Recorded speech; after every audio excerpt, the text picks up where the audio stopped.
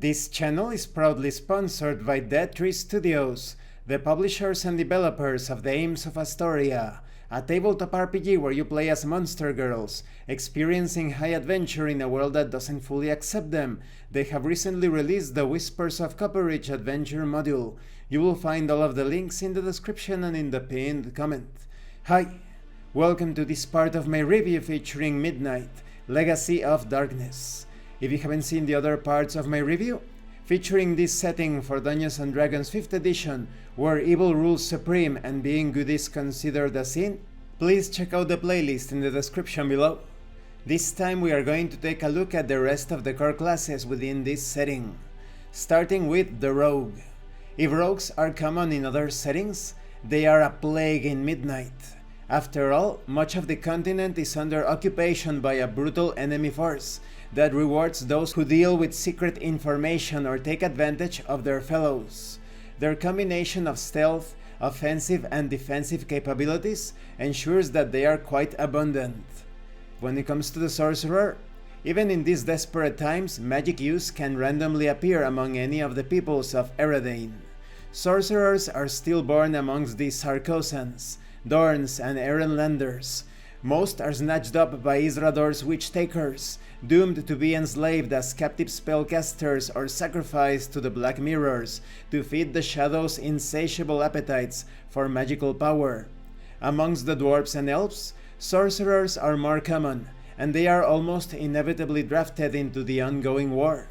Sorcerers may even manifest amongst the orcs of Isrador's legions.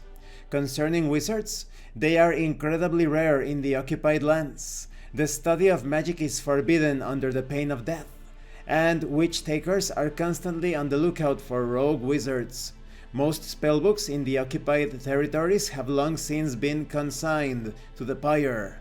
There are, however, wizards in the great forest of Erethor and the Caladrun Mountains.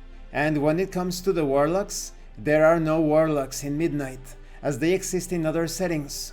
Long ago, Aerith was cut off from other planes of existence, meaning there are no extraplanar entities for warlocks to pledge themselves to.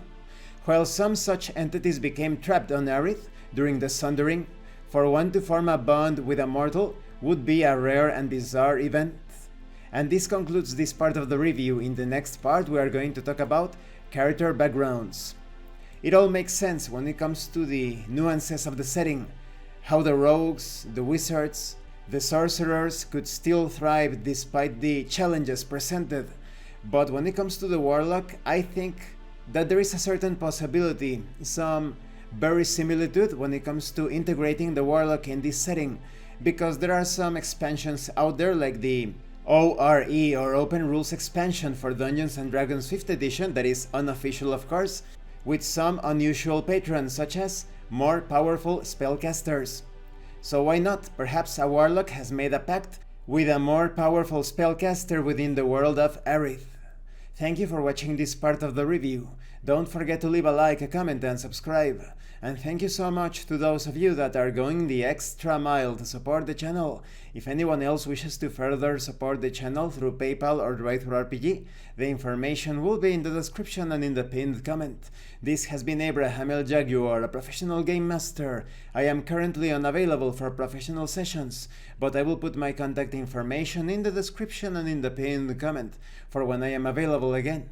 And remember, in tabletop RPGs, it's not about what you want your characters to do, it's about what your characters are doing. Once again, thank you and see you later.